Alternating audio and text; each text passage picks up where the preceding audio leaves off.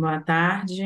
Buenas Esperando tardes. só algumas outras pessoas Estamos entrarem esperando que aqui entre más para a gente gente apresentar para presentar a discussão de hoje. la discusión de hoy. Já começo agradecendo a todos que Ya puderam se empiezo a conectar agradecer a todos los que se pudieron para conectar quem quiser depois y a informar todos sobre los aquilo que a que gente não quieran informar a pôde sus participar, que esse, compañeros que no hayan essa podido apresentação ficará participar, que esta gravada. presentación Mais uma quedará vez estamos aqui grabada. hoje na Una segunda vez vez, más, estamos acá para participar lunes, desse otro encontro, lunes, un encuentro que se hace na a parceria da cada dos Secretaria semanas com a Universidade con una Federal do asociación con la Uruguai, universidad, con el proyecto ECO, Instituto de Universidad de Infectologia, Uruguay y patrocinado Fiocruz, pelo Instituto Instituto Nacional de Nacional de Infectología. Infectologia, Cada 2 semanas nesse nos último ano. presentamos sobre COVID prolongado en este último año, Diversas áreas, dirigido a profesionales de salud de distintas áreas con interés en la discusión para trocar participar, ideias. intercambiar ideas, Tem um local de discutir. inscrição no Hay site un do local de Enis, inscripción para en quem el quiser sitio participar. web, en el E hoje eu vou Instagram, en otros lugares, y hoy seré la moderadora de esta sesión. Lamentablemente com a Elisa para me sola, ajudar no com a tan sola porque apresentação, Elisa me va a a ayudar, Mari, pero Fernando, los Álvaro, doctor Harry, Henry, Álvaro tampoco pudo estar presente. mas o horário Entonces somos Elisa y yo y da tenemos un semana, da horario próxima programado, semana, ya vai ser dia un 16, esquema programado este de año. El maio. próximo será el día 16 con un tema todavía que será divulgado más E adelante. hoje a gente vai estar falando sobre Hoy sequelas vamos a hablar sobre secuelas prolongadas cardiopulmonares para a de saúde, COVID prolongado, un desafío com a para la participação salud, da con la doutora participación de la doctora Heath Rodenthal, Alexandra Heath cardiologista Prodental, pediátrica cardióloga intervencionista pediatra e diretora intervencionista, do directora de Cardiocentro Cardiocentro, una Internacional de Saúde fundación Infantil na Bolívia. cardioinfantil de Queria Bolivia. agradecer mais uma Quisiera vez agradecer a una doutora vez más a Alexandra la pela doctora Alexandra disponibilidade por de su participar hoje. disponibilidad y por su participación.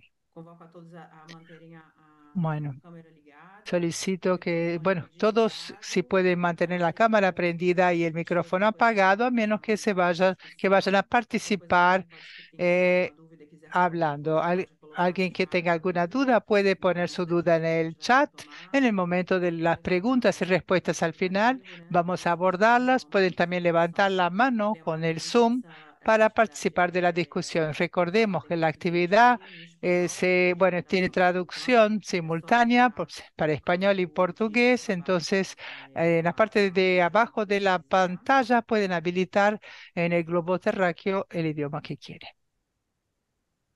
E eu acho que a gente pode Y começar. creo Já tem que ya bastante gente que podemos entrou. empezar. Ya tenemos Doutora Alexandra, obrigada bastante mais uma vez por audiencia. Muchas gracias, participar doctora Alexandra, aqui por hoje. aceptar Eu já vou te dar a palavra participar para acá con poder nosotros. introduzir as Ya le discussões. paso la palabra y después terminamos con las discusiones. Gracias. Hola, buenas tardes a todos. Para mí es un enorme honor estar acá con ustedes y aceptar la invitación de la Universidad del Uruguay y también de la Fundación Osvaldo Cruz. El proyecto ECO tiene una iniciativa increíble para poder difundir en Latinoamérica los hallazgos que estamos poco a poco teniendo alrededor de la infectología y en este caso de las secuelas del COVID-19. En el pasado año hemos conducido un proyecto de investigación que lo hemos llamado Kinder COVID en niños, niñas y adolescentes en diferentes alturas en Bolivia. Bolivia está dividida en sobre todo tres estratos geográficos, las alturas, que son grandes alturas. Las ciudades más representativas son La Paz y El Alto, están a 3.600 metros sobre el nivel del mar y a 4.100 respectivamente. Tenemos además los valles, más o menos a 2.500 metros, no tan alto, y por último la región amazónica representada por la ciudad de Santa Cruz de la Sierra, que está casi a nivel del mar. Hemos reclutado a los pacientes gracias a convenios con hospitales que han sido designados en su momento como hospitales COVID-19, en base a la lista de pacientes positivos del SNIS, que es nuestro Sistema Nacional de Documentación de Casos en Salud. Y por último, las hemos socializado a través de las redes para que puedan ellos inscribirse. Se trata de un estudio descriptivo transversal y todos los instrumentos fueron formularios estandarizados en físico y digitales, incluyendo variables demográficas. En cuanto a los criterios de inclusión y exclusión, tuvimos haber cursado con la infección por SARS-CoV-2 al menos 3 meses antes de los exámenes. En su mayoría hemos comprobado la existencia de la infección previa gracias a PCR o antígeno, unos pocos casos de IgG. Ser menor de 25 años, haber firmado un consentimiento y poder disponer de 3 horas para los exámenes médicos. Hemos excluido de la muestra a aquellos pacientes con enfermedad crónica hemodinámicamente relevante. En cuanto a las variables clínicas utilizadas, tuvimos hospitalización, sí o no, durante la fase aguda de la enfermedad con requerimiento de oxígeno y asistencia ventilatoria. Hemos aplicado síntomas según encuesta estandarizada, utilizando escala de Likert para la gravedad de los síntomas. Luego un examen físico dirigido con signos clínicos y mediciones antropométricas, por supuesto parámetros vitales. Entre los estudios de gabinete, la saturación de oxígeno en el momento del examen físico, ecocardiografía avanzada, electrocardiograma, Holter de 24 horas, una espirometría y pruebas de esfuerzo según las habilidades y la edad del paciente, ergometría en los pacientes mayores y prueba de la caminata de 6 minutos en los más pequeños.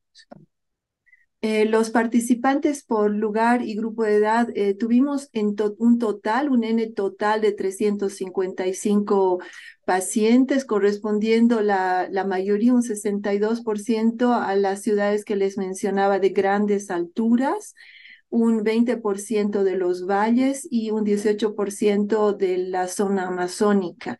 En cuanto a las edades, estaban bastante bien distribuidos entre los 0 y los 25 años. Siguiente.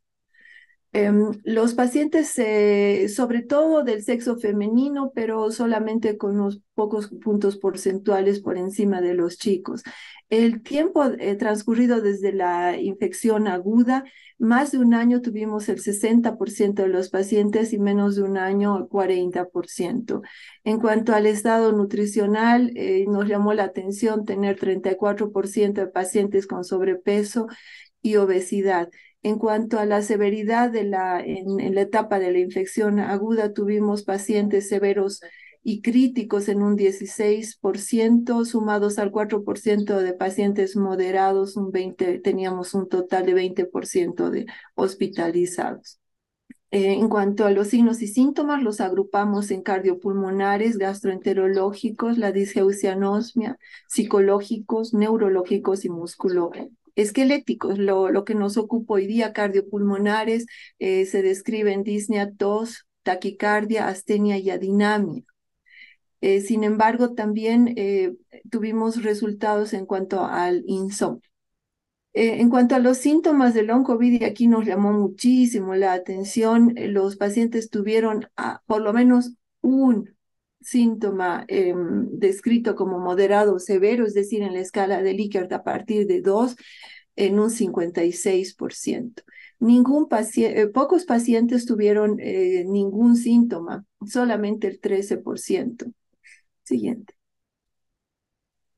Estos son los síntomas persistentes, moderados y severos según la anamnesis en los 355 pacientes, aplicados directamente mediante un cuestionario adaptado a la edad en los niños mayores y dirigido a los padres en los niños más pequeñitos, ocupando el primer lugar la disnea.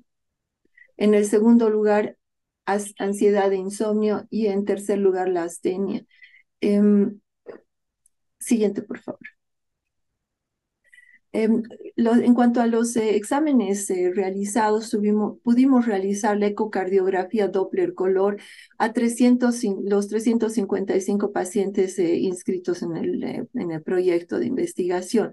Encontramos en un 11,8% patología sugestiva de COVID.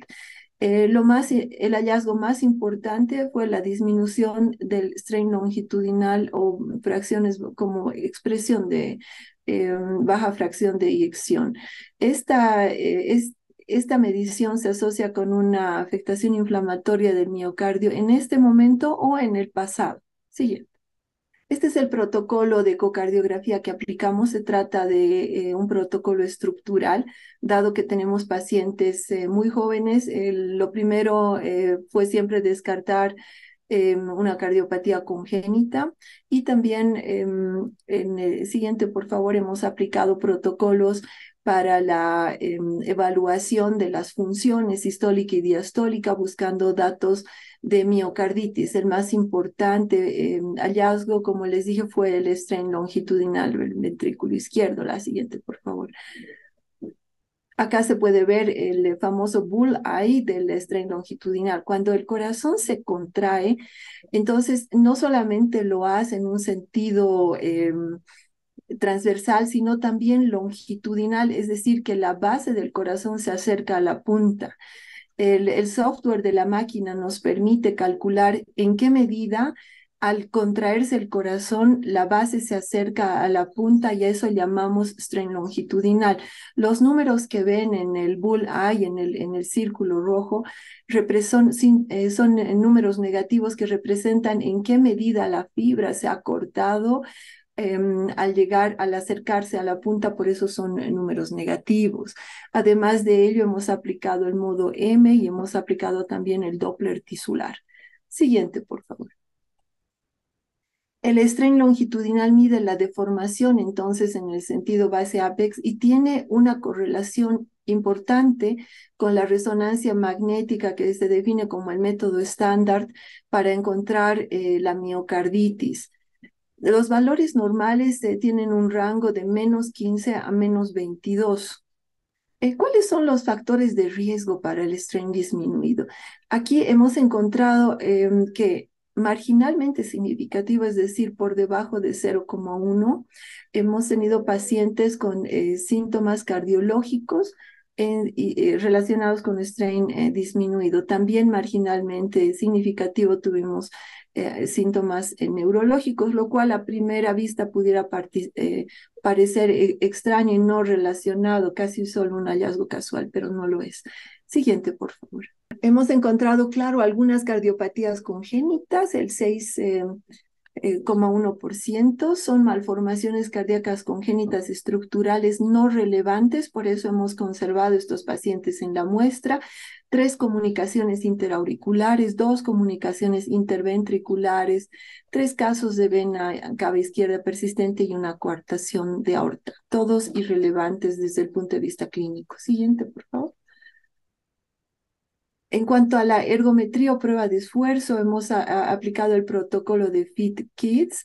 Enseguida les voy a mostrar de qué se trata, pero en cuanto a la forma de evaluación, quisiera explicarles que nos basamos en una frecuencia cardíaca máxima alcanzable antes de que sea peligrosa la prueba. Y lo que aplicamos es 220 menos la edad. Entonces, si un paciente tiene 20 años, su frecuencia cardíaca máxima es 200. Ese sería el 100%. Para nosotros, alcanzar el 80% de la frecuencia cardíaca máxima significa que el paciente tiene una reserva cronotrópica y eso es sinónimo de salud. Para pacientes mayores se busca alcanzar el 85% de la frecuencia cardíaca máxima para descartar signos de isquemia miocárdica al haber logrado el esfuerzo cardíaco máximo posible. En nuestro caso, como es una población juvenil, no era el objetivo del examen. Siguiente, por favor. Este es el protocolo FIT-KIDS. Seguramente alguno que otro conocerá el protocolo de Bruce, que es el protocolo estándar que se aplica en los adultos, pero que tiene los pasos demasiado bruscos. Para los niños ha sido este protocolo FIT-KIDS mucho más manejable para que podamos aplicarlo. Se trata de ir aumentando tanto la inclinación de la caminadora como también la velocidad de la caminadora, y ahí ustedes pueden alcanzar a ver en un ejemplo cómo la frecuencia cardíaca va subiendo según aumenta el grado de complejidad en velocidad e inclinación, y nosotros mirando el electrocardiograma en búsqueda de arritmias y también, claro, de signos de isquemia. Siguiente, por favor. Hemos logrado aplicar la ergometría en 269 pacientes. en los que hemos encontrado un 15% de incompetencia cronotrópica, es decir, que no lograron llegar al 80% de la frecuencia cardíaca máxima que habíamos calculado para su edad. Las razones, arritmias, que nos obligaron a suspender la prueba, disnea de esfuerzo, ya no podían ellos, fatiga muscular, señalando que ya no les daban las piernas, y síncope en pocos casos, en un caso en La Paz y dos en los otros departamentos. Siguiente, por favor.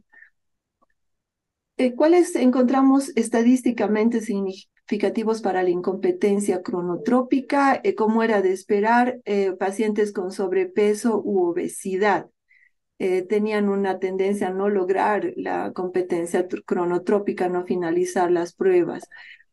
También pacientes con COVID agudo reciente, es decir, aquellos pacientes que tenían menos de un año atrás el episodio agudo de la enfermedad, tenían marginalmente significativo un P de 0,07 para no lograr llegar a su competencia cronotrópica. O sea, pacientes obesos y pacientes con episodio de COVID agudo reciente tenían este riesgo. Siguiente. En cuanto al electrocardiograma, aplicamos casi la totalidad de la muestra esta prueba y encontramos problemas de conducción, taquicardias sinusales inapropiadas, extrasístoles supraventriculares, bigéminos supraventriculares. En esta parte quisiera comenzar a hacer hincapié sobre una entidad que se llama taquicardia sinusal inapropiada. Para ello quisiera narrarles que estos pacientes, antes de ser sometidos al electrocardiograma, habían pasado 15 minutos en la ecocardiografía, o sea, habían reposado 15 minutos por lo menos mientras hacíamos el examen de eco, y encontramos esta taquicardia después de reposo en un número elevado de pacientes con frecuencias cardíacas por encima de lo que se cabría esperar para su edad, además de haber tenido arritmias. Los casos de patología sugestiva con lo COVID fueron asociados de nuevo con sobrepeso y obesidad. Siguiente, por favor. La prueba estrella es el Holter, el electrocardiograma de 24 horas, que es capaz de grabar en esta maquinita, según la frecuencia cardíaca del paciente, entre 80.000 y 120.000 latidos en un solo día. Obviamente no se puede, o es muy difícil analizar cada uno de los latidos manualmente, lo que en el pasado se hacía. Ahora tenemos la oportunidad de acceder a softwares que nos ayudan para contabilizar todos estos latidos. Siguiente, por favor. Acá en la electrocardiografía de 24 horas tuvimos 313 pacientes y encontramos solamente 3 con Holter patológico, pero no por long COVID. En estos casos teníamos pausas y bloqueos atrioventriculares. Lo que sí encontramos fue un número elevado de casos sugestivos de long COVID. Y ahí vuelvo a lo que les narraba sobre el electrocardiograma. Frecuencias cardíacas por encima de lo esperado, tanto en el día como también en la noche. Falta de descenso nocturno. Lo habitual es que haya un descenso nocturno de por lo menos 15% en la frecuencia cardíaca, cosa que no se encontraba en estos pacientes. Muchas veces incluso subía en la noche. Encontramos que la variabilidad de la frecuencia cardíaca estaba disminuida y que estaban bajo un predominio simpático, lo que llamamos entonces disautonomía. Siguiente, por favor. Acá la variabilidad de la frecuencia cardíaca en un corazón sano, ustedes pueden ver las espigas del QRS que tienen diferente intervalo entre ellas. Según vamos avanzando con la vista del electrocardiograma, a veces es más largo el intervalo, a veces es más corto, y estos intervalos se pueden coleccionar matemáticamente y la máquina aplica algoritmos para que podamos nosotros tener una visualización directa de cómo está la variabilidad de la frecuencia cardíaca y si esta obedece más a un predominio simpático, en cuyo caso la variabilidad disminuye y la frecuencia cardíaca aumenta, o a un predominio parasimpático, en cuyo caso la variabilidad de la frecuencia cardíaca es alta y la frecuencia cardíaca misma en promedio es más baja. Eso es salud. Siguiente, por favor. En esta gráfica ustedes pueden ver una representación de la dominancia simpática en un paciente con disautonomía en la parte superior, en la que en la parte de abajo se ven como pequeñas fogatas que corresponden a la influencia simpática.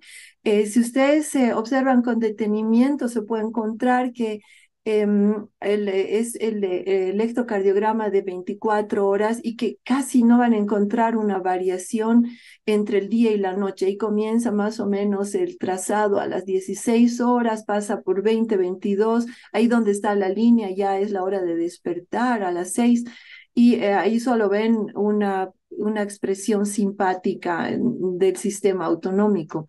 En la parte inferior pueden ver un paciente saludable y normal. Se ven los fuegos del predominio simpático durante el día, lo cual es lógico. Durante el día tenemos estímulos, los chicos tienen que correr al colegio, tienen que alcanzar el bus, tienen que responder preguntas a los exámenes, en fin. Pero durante la noche se observa otros fuegos en Hertz. Ustedes pueden ver en 0,3 y en 0,4 la predominancia del sistema parasimpático. Eso es saludable. Siguiente, por favor. Cada intervalo RR está representado en este gráfico como una línea y también como un punto. Entonces, arriba pueden ver las líneas correspondientes a los intervalos RRs de un paciente con long COVID, con disautonomía, con predominio simpático, con taquicardia sinusal inapropiada y con síntomas cardiológicos. Tanto en la parte de las barras azules como en el gráfico rojo, ustedes pueden ver que hay muy poca variabilidad de la frecuencia cardíaca, o sea, las líneas son pocas. Y también en el diagrama de Poincaré pueden ver que los puntos se agrupan en un área muy pequeña de la cuadrícula. Eso contra lo que sucede en un paciente joven y sano, en el que la variabilidad de la frecuencia cardíaca está representada por numerosas líneas que abarcan un espectro mayor, y también en el diagrama de Poincaré, que parece un cohete y que abarca mucho más en la cuadrícula, representando un punto, un diferente intervalo RR. Siguiente, por favor. Aquí algunas de las arritmias que hemos encontrado. En la parte superior se puede ver un bigeminismo ventricular. Ahí al medio ven ustedes que difiere completamente el QRS de la extrasístole ventricular, que en este caso muestra un periodo de bigeminismo. Y en la parte inferior también extrasístoles supraventriculares. En relación a lo que veíamos antes del COVID, ahora vemos muchas más arritmias de este tipo en nuestros pacientes jóvenes. Siguiente, por favor. ¿Cuáles son los factores de riesgo entonces para tener una disautonomía con predominio simpático, con taquicardia sinusal inapropiada, con falta de descenso nocturno, con disminución en la variabilidad en el Holter? Tenemos, por ejemplo, pacientes con síntomas cardiológicos, que es marginalmente significativo, pero con un P cercano, diría yo, a 0,05, 0,06 nos salió, y aquellos pacientes también sin obstrucción bronquial tenían menos probabilidad de tener una disautonomía. Siguiente, por favor. En cuanto a las espirometrías, tuvimos los siguientes resultados: 174 espirometrías, pocos casos con obstrucción bronquial. No difiere de estudios previos en las regiones previos al COVID. Obtuvimos nosotros 12,6% de casos de obstrucción bronquial. Interesante es que no encontramos pacientes con restricción. Sé de los neumólogos de adultos que ellos sí encuentran restricción a consecuencia de fibrosis por los episodios severos de COVID que tuvieron los adultos. Además de ello, y muy interesante, encontramos los valores de FB1 y de fracción de la capacidad vital mayores en las ciudades de altura, como está descrito también, mayores en La Paz que en Cochabamba, es decir, mayores a grandes alturas y mayores en valles que en llanos, como signo de la adaptación a la hipoxia ambiental. Siguiente, por favor. Bueno, en conclusión, tenemos que la disautonomía con la disminución en la variabilidad de la frecuencia cardíaca, con este predominio simpático que les señalaba, en un número importante de pacientes, a lo que vamos a llamar nosotros un corazón en estado de alerta permanente.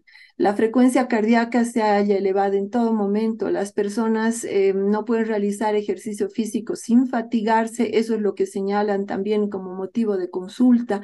Pueden presentar palpitaciones por las arritmias y tienen problemas para respirar durante el ejercicio.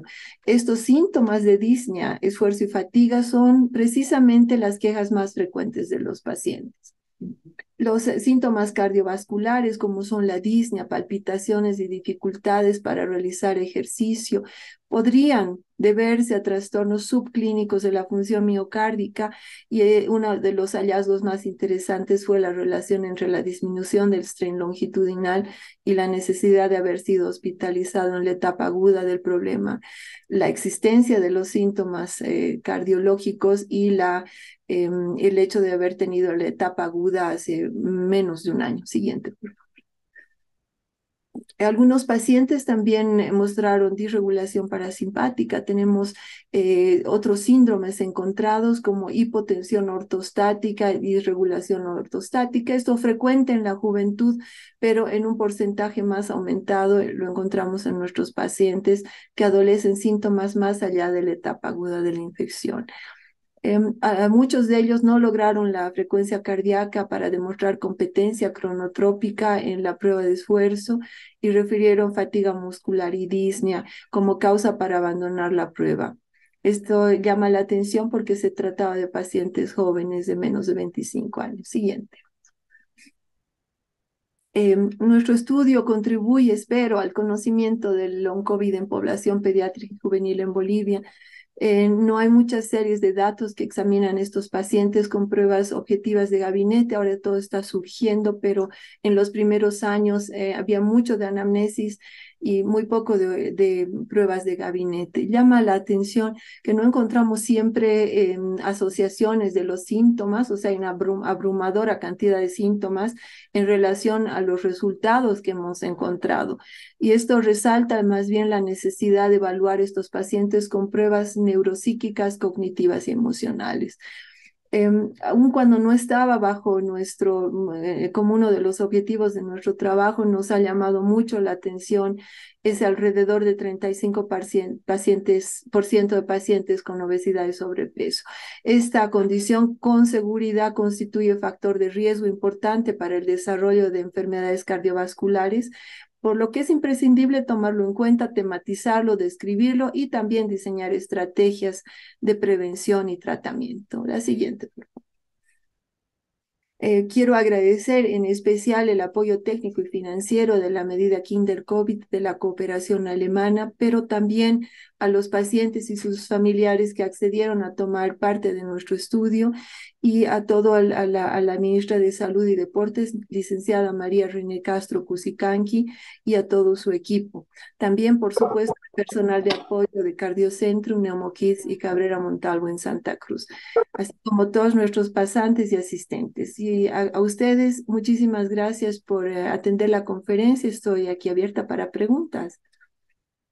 Alexandra, muitíssimo obrigada, muito esclarecedora, porque ainda mais para quem trabalha muito com adulto, né? A gente acaba não acompanhando. Los que trabajamos con adultos no logramos acompañar la información que sale sobre patologías en niños. Y en los últimos años uno se da cuenta de que los niños aparecen o sufrieron mucho por eso. Entonces, muchas gracias por su clara presentación, muy didáctica y realmente interesante.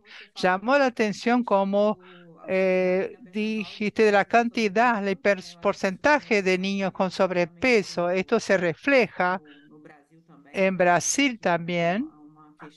Creo que es un tema que llama la atención y tenemos que estar atentos hacia el futuro para evitar más adelante. También me llamó la atención del N de casi 400 de 355, la identificación en 42, casi 12% de la patología de COVID.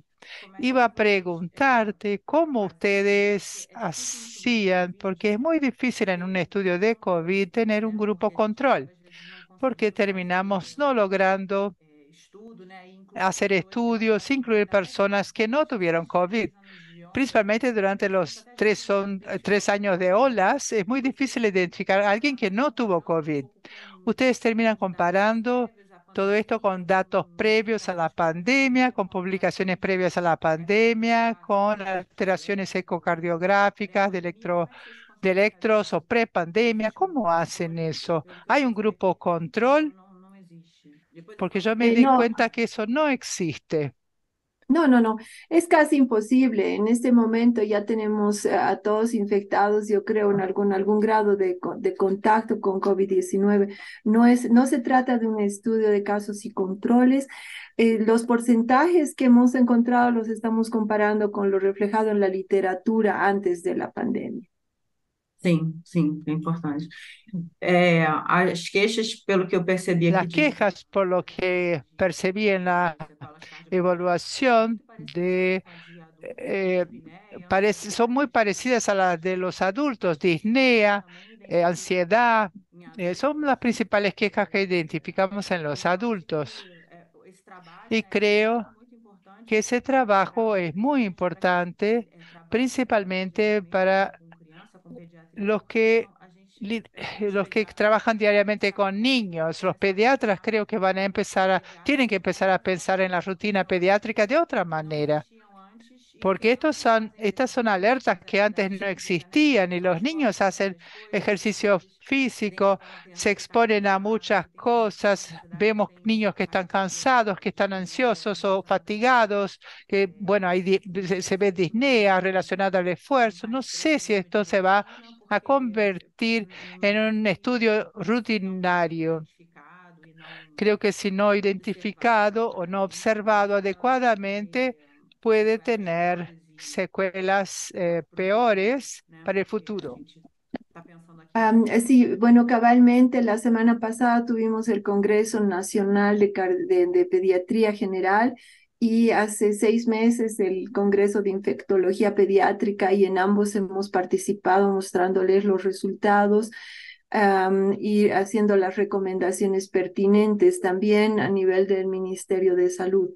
Nosotros pensamos que es muy importante que los pediatras estén con las antenas puestas al respecto cuando los niños señalan fatiga, cuando ya no pueden hacer el ejercicio que hacían, no duermen bien tampoco porque no tienen esa disminución de la frecuencia cardíaca durante el sueño.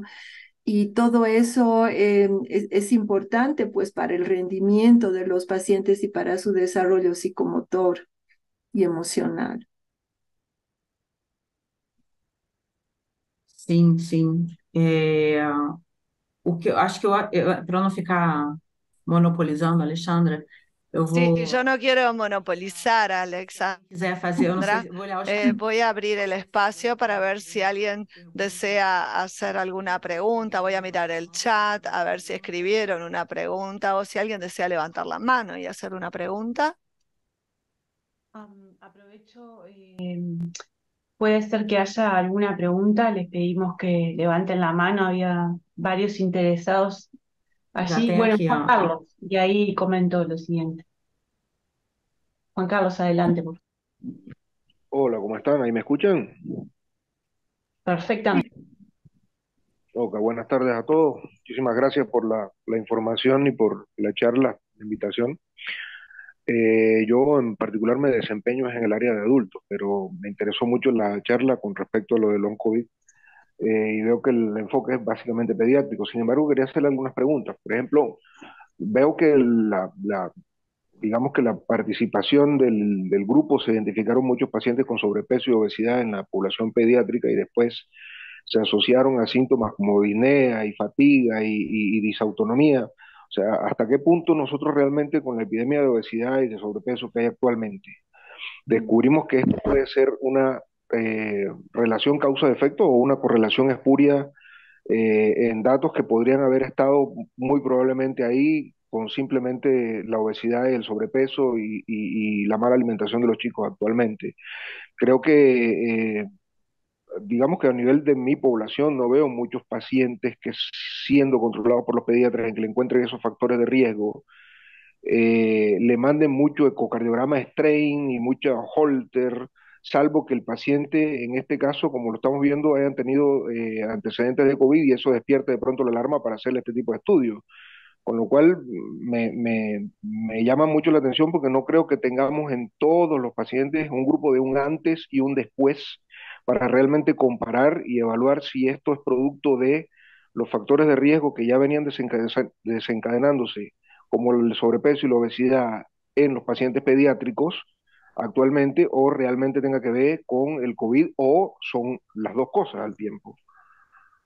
Sí, eso lamentablemente no lo vamos a saber. Sería ideal, claro, desde el punto de vista metodológico, tener holter de los pacientes antes y después del COVID, pero no lo tenemos. No todos los pacientes con disautonomía tenían sobrepeso o eran obesos. Muchos de ellos sí tenían un peso normal también. Pienso que algo bien importante para señalar que no era parte del estudio, por eso no está en la presentación, es que esta dominancia simpática con taquicardia sinusal inapropiada, después de darlos de alta del estudio, ya fueron controlados por cardiología y allí se decidió intervenir con beta blockers, con bisoprolol, y muchos de estos pacientes mejoraron mucho su sintomatología y en los holters de control ya se encontraban muchos mejores valores bajo el tratamiento con beta bloqueador. Quizás eso también sea interesante para usted, doctor. Alessandra, obrigada. Essa era uma das perguntas que eu ia fazer também em relação ao tratamento. Muchas gracias. Esa era una de las preguntas que yo iba a hacer sobre los tratamientos. Si ustedes tenían una información, si ese es el tratamiento se hace y cuál es el estudio. O sea, ustedes tienen estos datos, pero hicieron también el tratamiento individualizado después del estudio. ¿Es eso? Sí, pero no como parte del estudio. Obrigada.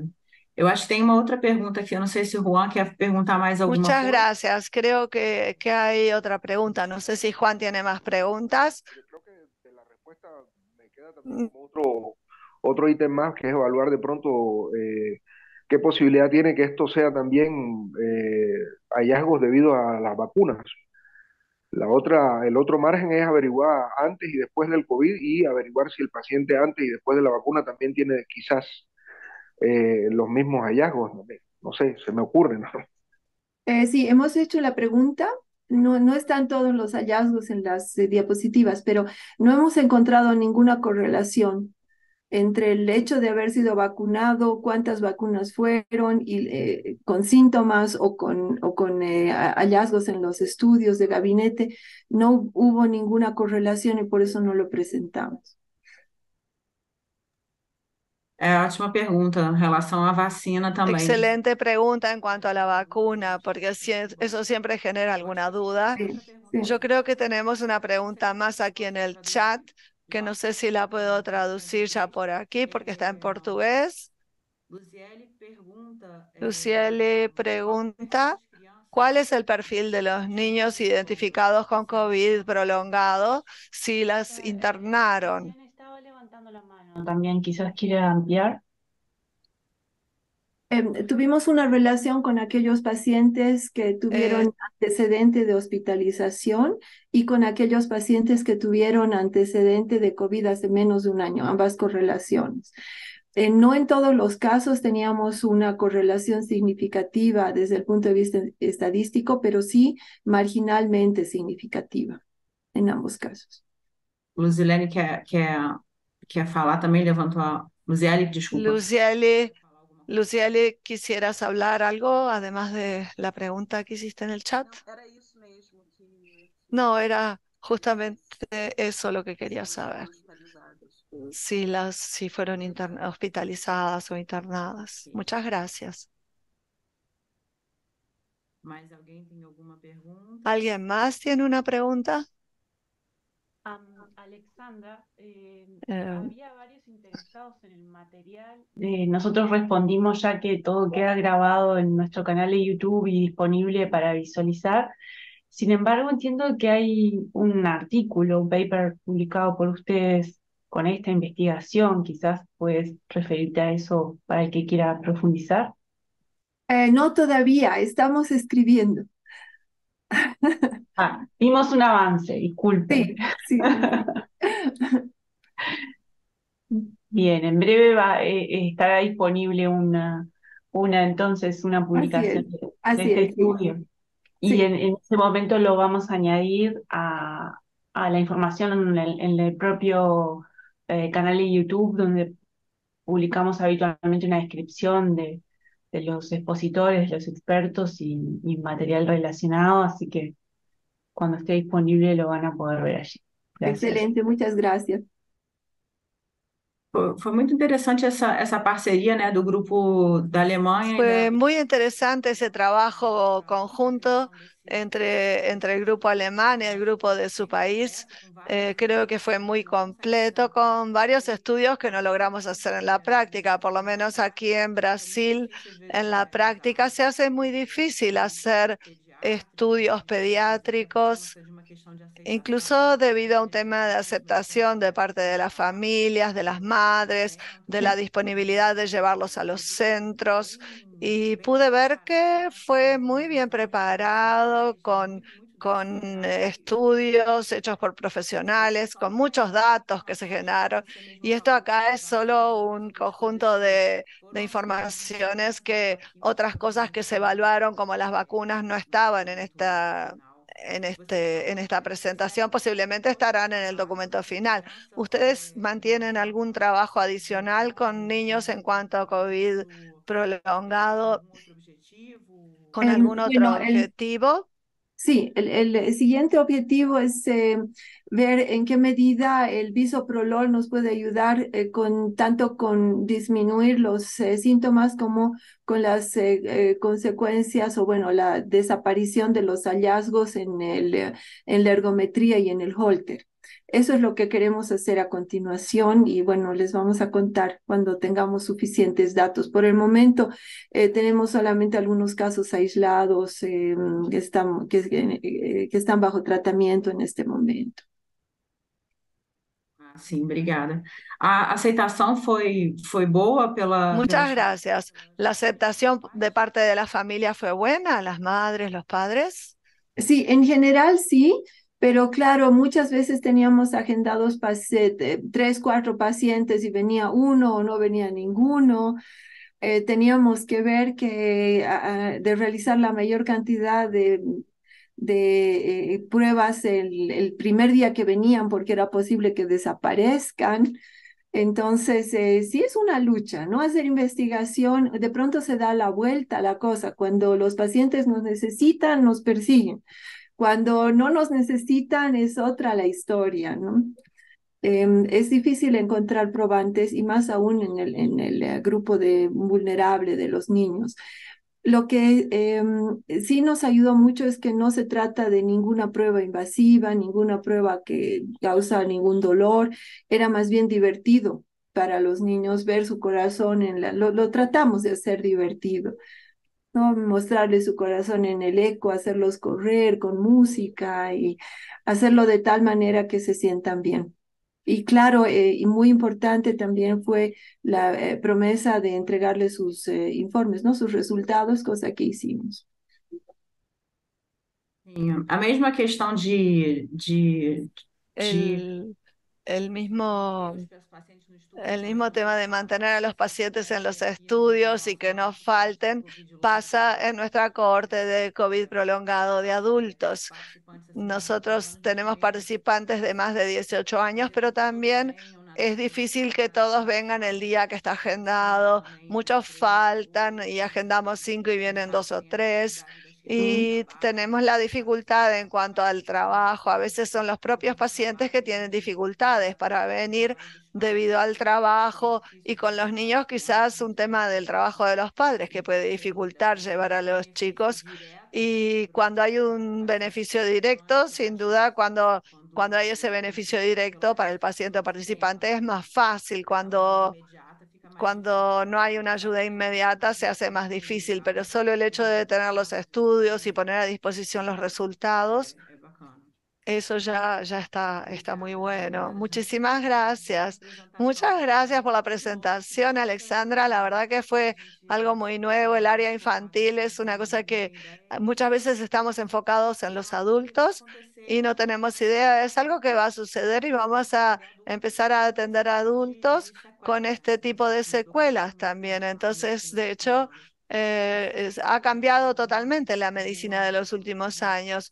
¿Alguien más tiene alguna pregunta, alguna duda que quisiera plantear, algún comentario? Creo que todos están agradeciendo mucho en el chat. Dicen que fue muy claro, muy interesante el trabajo. Todos agradeciendo, mucho interés en los datos y creo que todos están conscientes de que va a haber una publicación a la brevedad y así pueden guardar el nombre de Alexandra para después buscar la publicación. Elisa, ¿hay algo más? No, nuestra parte, excepto que les vamos a dejar los enlaces para la evaluación que siempre les pedimos que realicen y simplemente anunciarles que en la próxima sesión pensamos presentarles un caso clínico nuevamente de discusión, que sabemos que eso es muy interesante. Y si quieres, María Pía, Alexandra, procedemos a resumir la conversación. Ha sido un placer. Muchísimas gracias otra vez por invitarme. Prazer foi todo nosso, Alexandre. A gente vai manter. Para nosotros fue un placer también. Vamos a seguir en contacto para saber qué fue lo que sucedió, para ver la publicación final, porque vimos todos los datos preliminares.